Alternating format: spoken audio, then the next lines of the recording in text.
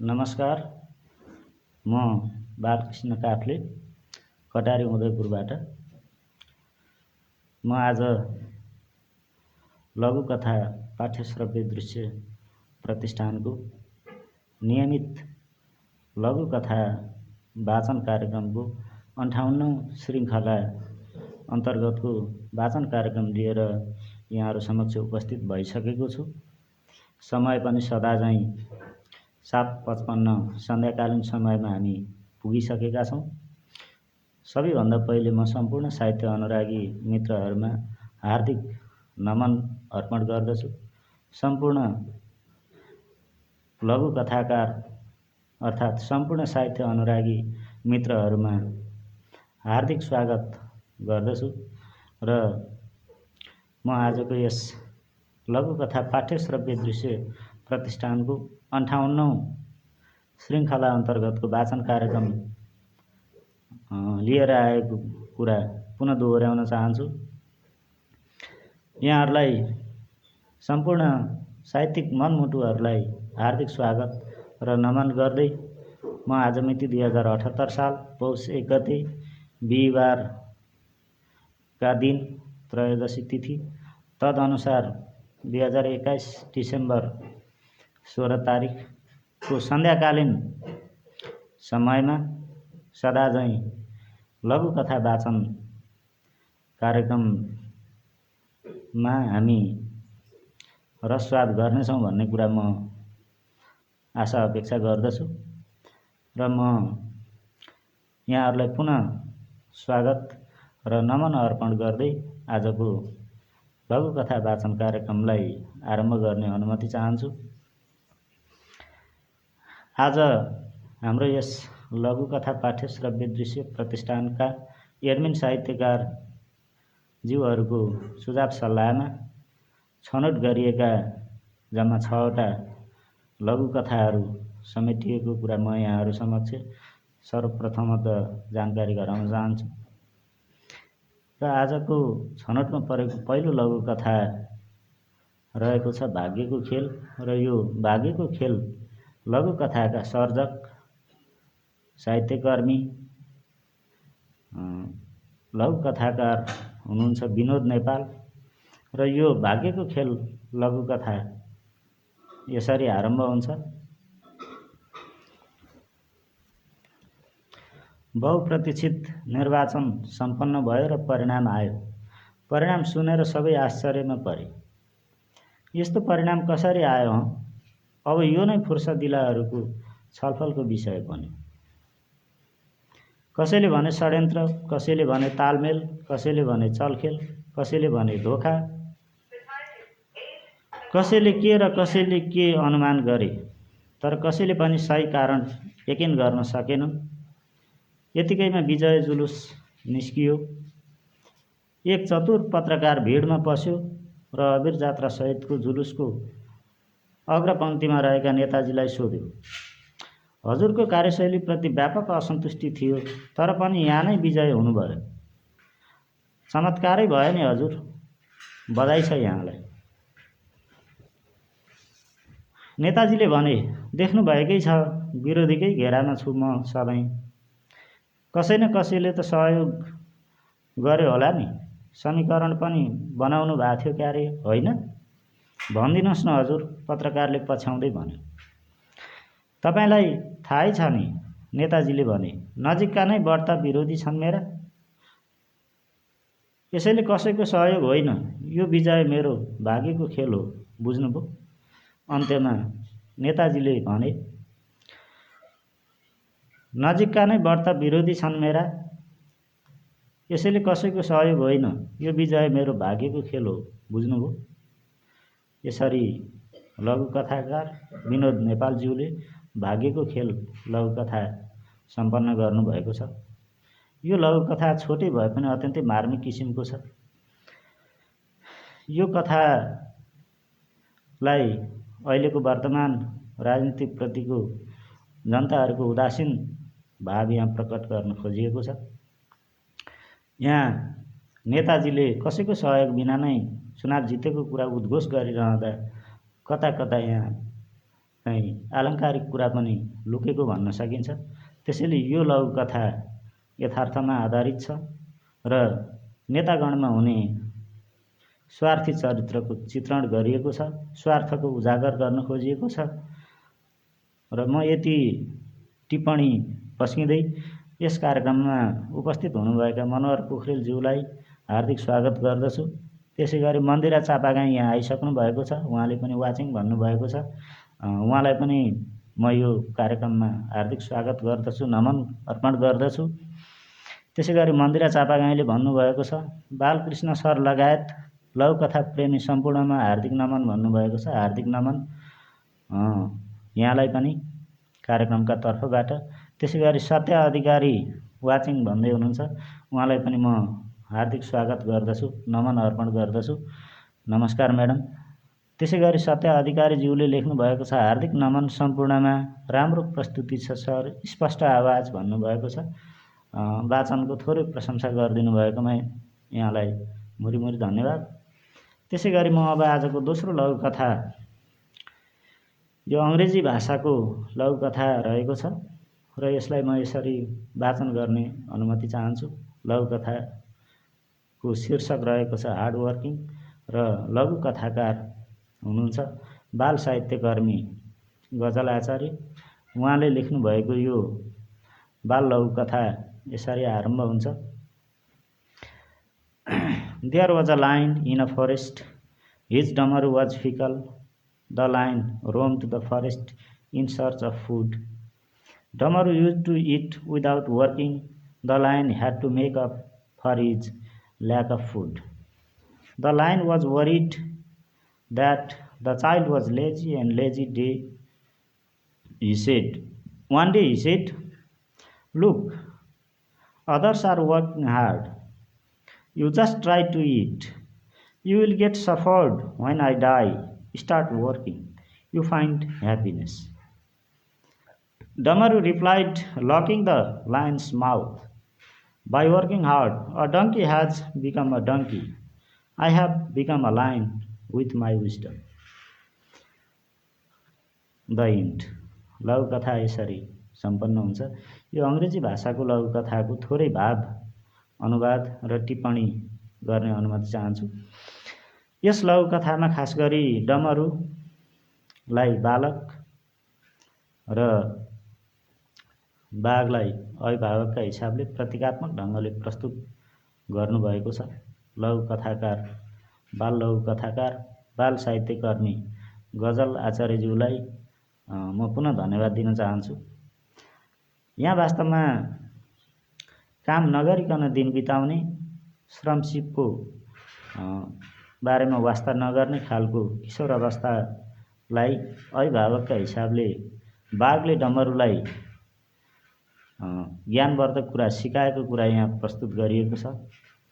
बाबुआमाले सधैँभरि आफ्ना छोराछोरीहरू कर्मशील हुन्, उद्यम गरून्, उद्योगधन्दा गरून्, श्रम सिपयुक्त जनशक्ति उत्पादन होस् भन्ने कुराको मनोकांक्षा राख्ने गरेको पाइन्छ।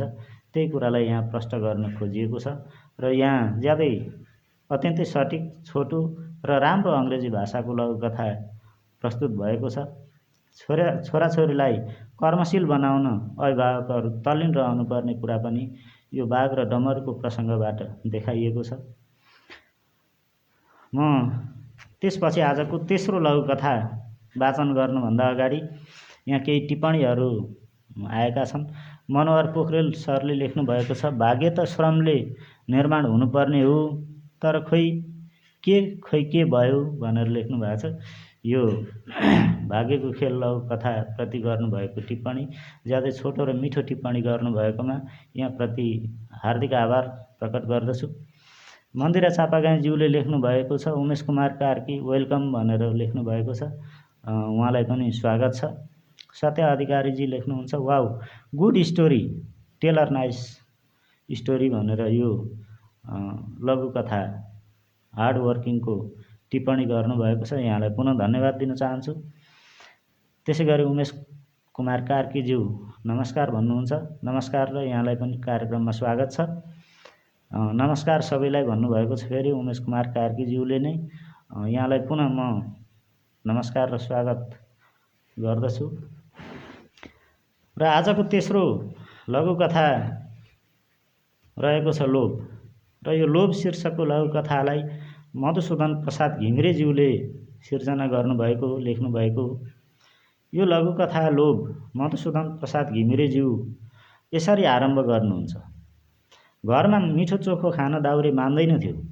पैसा बचाउनुपर्छ, भोलिलाई चाहिन्छ भन्ने सोचमा ऊ थियो। पहिला पहिला तिउन किन्ने कुरा अचम्ममा पर्थ्यो। घर करेसाबारीमा जे फल्छ त्यही तिउन टारिन्थ्यो। क्रमशः तिउन किन्न बाध्य हुँदै गयो। कहाँ सस्तो साग छ त्यहीँ किन्थ्यो। दाल तरकारी अचार त श्राद्धमा पो खाने हो भन्थ्यो। मान्छेको नाम पनि दाउरे, शरीर पनि सुकेको दाउरो जस्तै थियो। पानी खान मन नै नगर्ने, घरमा जसरी हुन्छ छाक टार्ने विचार गर्थ्यो। पैसा नै नपुगेर चाहिँ होइन, दाल भात तरकारी अचार खान मनग्गे पुग्ने उसको आय स्रोत पनि थियो। उसले पुरानो कुरा सम्झिन्थ्यो। जुन बेला तरकारी बजार घर वरिपरि थिएन, करेसाबारीको भर पर्नु पर्थ्यो। दाउरे बिरामी पर्यो, जचाउन जानै मानेन। पैसा खर्च हुन्छ, जान्न म जचाउन भन्थ्यो। थला नै परेपछि घर परिवारले जचाउन लगे। डाक्टरले जाँची हेरी भने उहाँलाई पानीको मात्रा ज्यादै कम छ। सुप, जुस र पानी प्रशस्त खुवाउनुपर्छ, अनि मात्रै ओखतीले छुन्छ। उनले 2 महिना तिउन टार्ने पैसाले घर परिवारले 1 बट्टा जुस किनेर ल्याए। उसले सोध्यो, यो भाँडाको कति पैसा नि बाबु? घरमा सल्लाह भइसकेको थियो। लागेको खर्च दाउरे बालाई नभन्ने है। यदि सत्य खर्च बतायो भने बाले ओखती खानुभन्दा पहिला नै हार्ट एट्याक भएर गए भन्ने सुन्नु पर्ला। सबैले मुखामुख गरे। खै कति पैसा पर्यो थाहा नै छैन। सबै मुखामुख गरे। दाउरे बा मात्र पालै पालो परिवारको मुखमा हेर्दै रहे। बाको जवाफ आएन। सम्पन्न भनेर यसरी उहाँले यो मधुसूदन प्रसाद घिमिरेज्यूले 2078 साल मङ्सिर 29 मङ्सिर मसन्ताका दिन लेख्नुभएको लघुकथा यहाँ प्रस्तुत गरियो। अब यो लघुकथामा खास गरी एकजना वृद्ध दाउरेभित्र रहेको लोभीपन, चरम लोभको मनोवृत्तिलाई यहाँ प्रस्ट्याउन खोजिएको छ। आफू बिरामी हुँदा उपचारसम्म नगर्ने, तरकारीसम्म बजारमा गएर किन्न मन नगर्ने, पैसा खर्च गर्न मन नपराउने र कमाउ धन्दामा मात्र लाग्ने एक परिश्रमी चरित्रको यहाँ व्याख्या गरिएको छ। परिवारले झुक्याएर बिरामी हुँदा पनि अस्पताल लानुपर्ने, औषधि मुलो गर्नुपर्ने, ओखती खान नमान्ने, औषधिको समेत मूल्य बुझेर मात्र हात हाल्ने प्रवृत्ति यहाँ उजागर गरिएको छ। अन्त्यमा यो लघुकथा रहस्यमय ढङ्गले अन्त्य भएको छ। सबै परिवारका सदस्यहरू बाले यो औषधिको मूल्य सोध्नासाथ एकाएक मुखामुख गर्छन्। जुसको मोल सोध्नासाथ एकोहोरिन्छन् र बा पनि कसैलाई केही भन्न सक्दैनन्। उनीभित्र रहेको लोभी मनोवृत्तिलाई यहाँ प्रष्ट पारिएको छ। समाजमा यस्ता थुप्रै मान्छेहरू हामी फेला पार्छौँ। त्यसैले यो पनि सामाजिक यथार्थमै आधारित मानिसभित्र रहने लोभ पापको मनोवृत्ति सहितको लघुकथा भन्न सकिन्छ। त्यसै गरी म अब आजको चौथो लघुकथा वाचन गर्नुभन्दा अगाडि यहाँ केही टिप्पणीहरू आएका छन्। सबै टिप्पणीहरू त देख्न सकिएको छैन, म क्षमा प्रार्थी छु। छविलाल खड्काज्यू नमस्कार सबैमा। म नयाँ सहभागी कोवलपुरबाट सुन्दैछु भन्नुभएको छ। उहाँ पनि सर्जक हुनुहुन्छ। उहाँलाई म यस कार्यक्रममा नियमित रूपमा हरेक दिन साँझको 7:55 बजेबाट सहभागी भइदिनु हुन निमन्त्रणा पनि गर्दछु। यहाँ आउनुभयो, हार्दिक आभार प्रकट गर्दछु, हार्दिक स्वागत गर्दछु। त्यसै गरी अनुग्रह राणा मगर यहाँ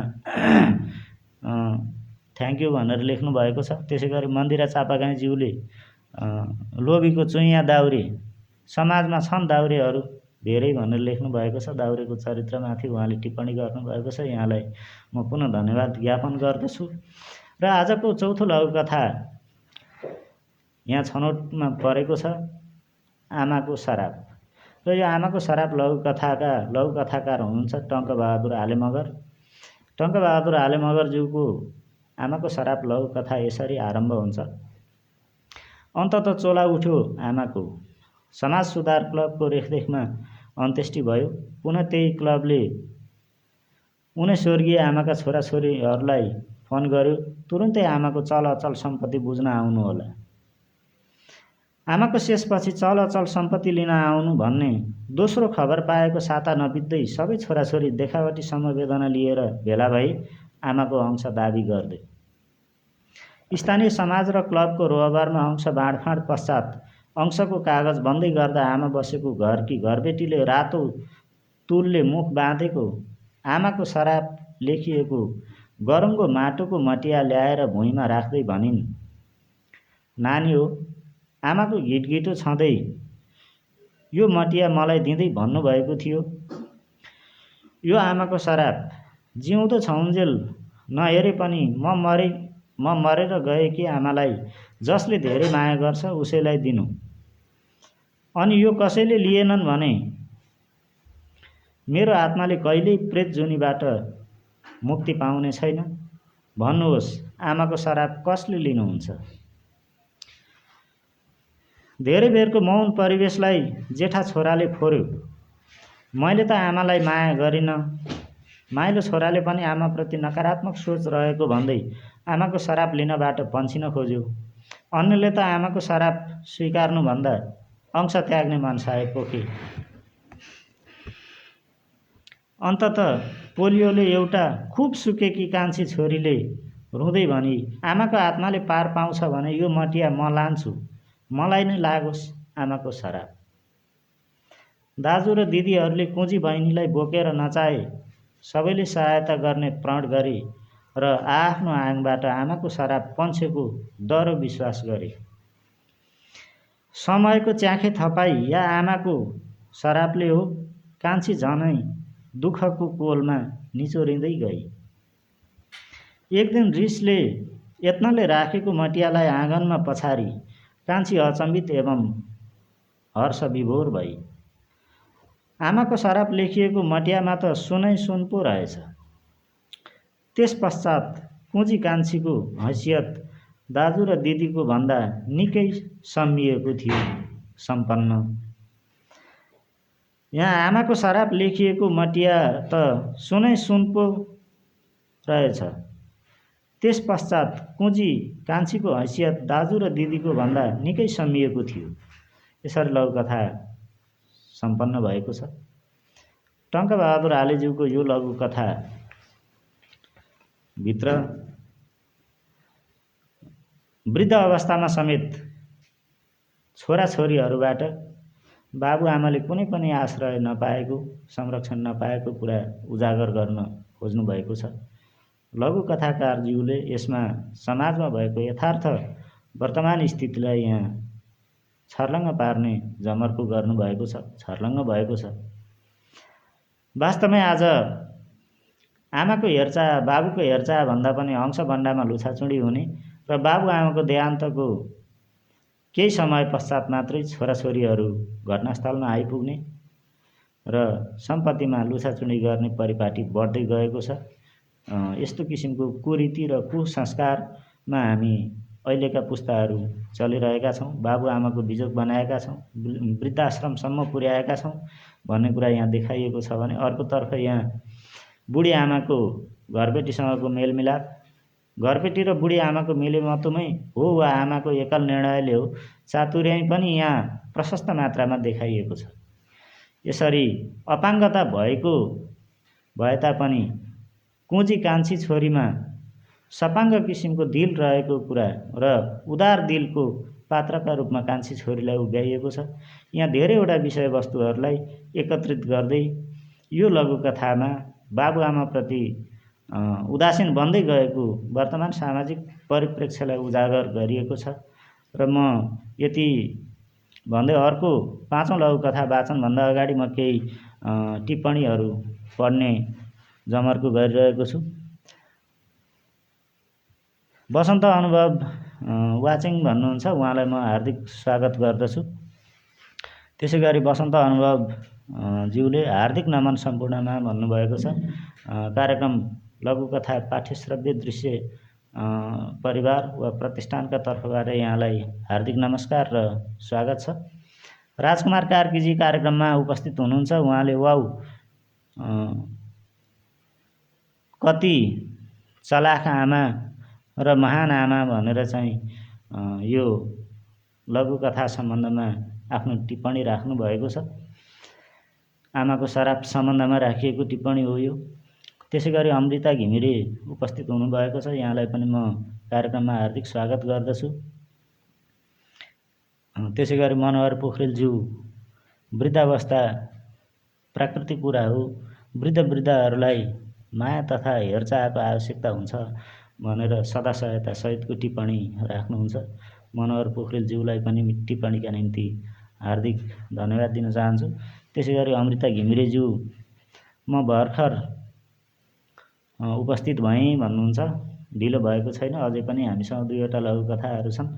यहाँलाई स्वागत छ र म अब आजको 5औँ लघुकथा वाचन गर्न जाँदैछु। 5औँ लघुकथा आज छनौटमा परेको छ मन्दिरा चापागाईँ ज्यूको घृणा। लघुकथाकार मन्दिरा चापागाईँ ज्यूको घृणा लघुकथा यसरी सुरु गरिएको छ। मिलेको शरीर, लामो केस, ठिक्कको उचाइ, मास्कले ढाकिएर स्वप्निल आँखा र निधार मात्र देखिएको। बाटोमा धेरै पटक देखेको थियो सन्देशले उनीलाई। शान्त र गम्भीर स्वभाव, सभ्य पहिरन देख्दा लाग्थ्यो एउटा सचेत फेसन डिजाइनर हुन्। एक आपसमा परिचय भयो। खुसी जयसवाल रहेछ उनको नाउँ। मिठो बोली, हरेक विषयका गहन र तार्किक कुरा सुन्दा उमेरभन्दा धेरै परिपक्व भान हुने।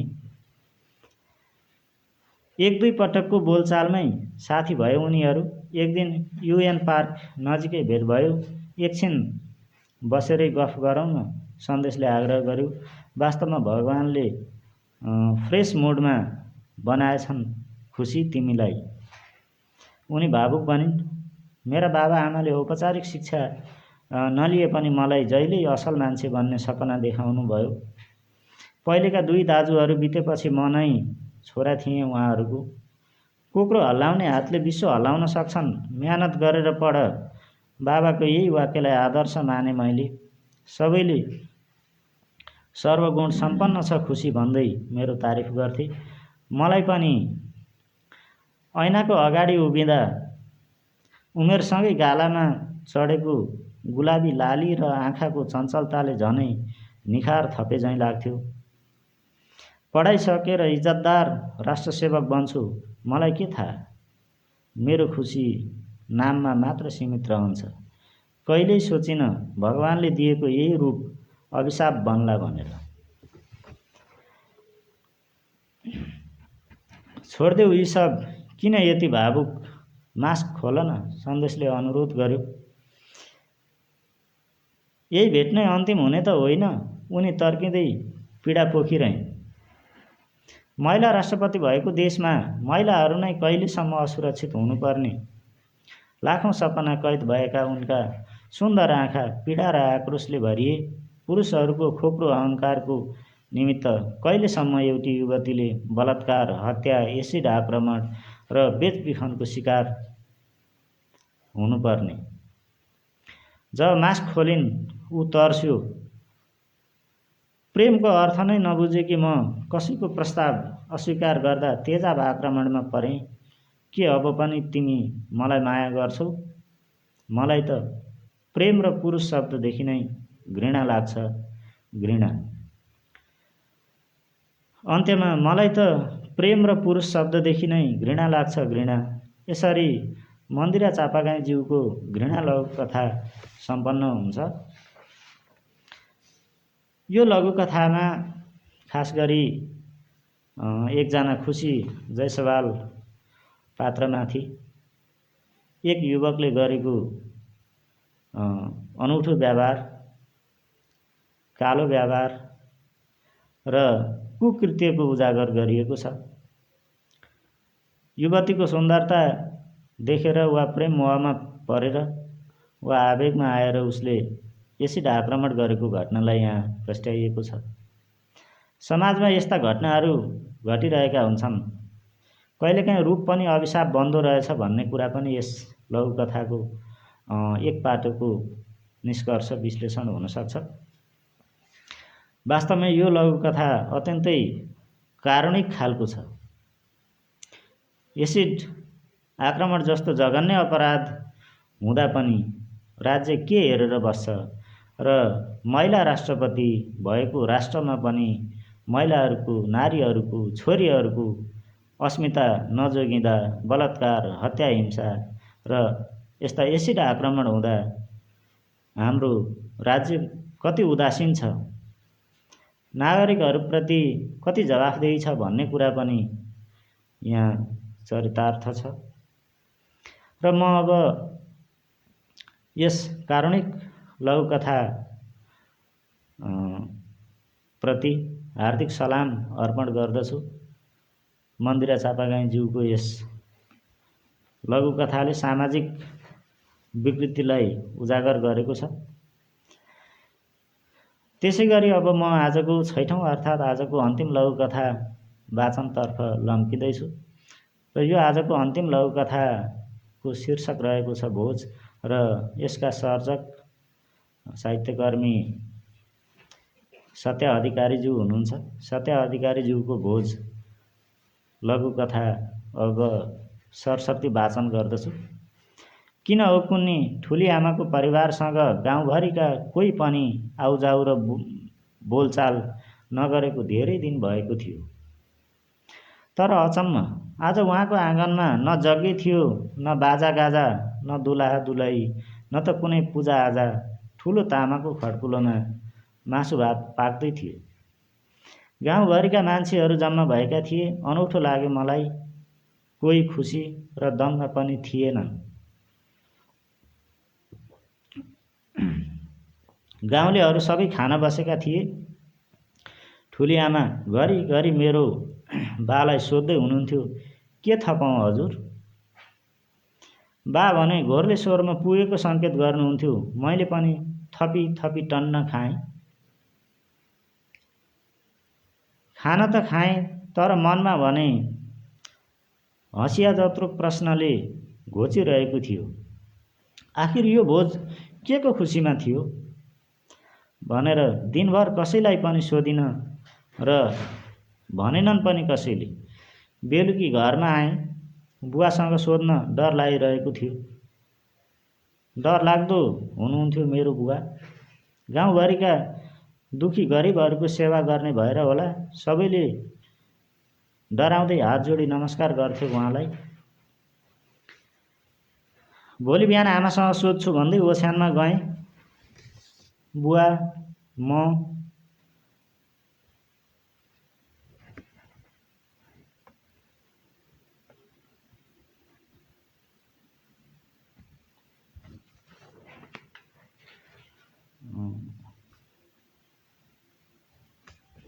यति भन्दै आजको यस लघुकथा पाठ्यश्रव्य दृश्यको कार्यक्रममा थोरै प्राविधिक समस्या सुरु भएको कुरा यहाँहरू समक्ष अवगत गराउँछु र केही टिप्पणीहरू पनि आइसकेका छन्।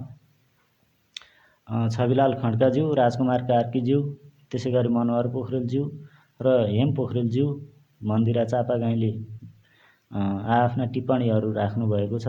प्राविधिक समस्या सुरु भएको कुरा यहाँहरू समक्ष जानकारी गराउँदै क्षमा याचना गर्दै आजको यस लघुकथा पाठ्यश्रव्य दृश्यको 58औं श्रृङ्खला अन्तर्गतको लघुकथा वाचन कार्यक्रम समापन गर्ने अनुमति चाहन्छु र समापन गर्नुभन्दा पहिले आगामी हप्ताको बिहिबार पुनः अर्को वाचन श्रृङ्खला लिएर यहाँहरू समक्ष उपस्थित हुने नै छु भन्दै बिदा हुन्छु। हस्त, नमस्कार।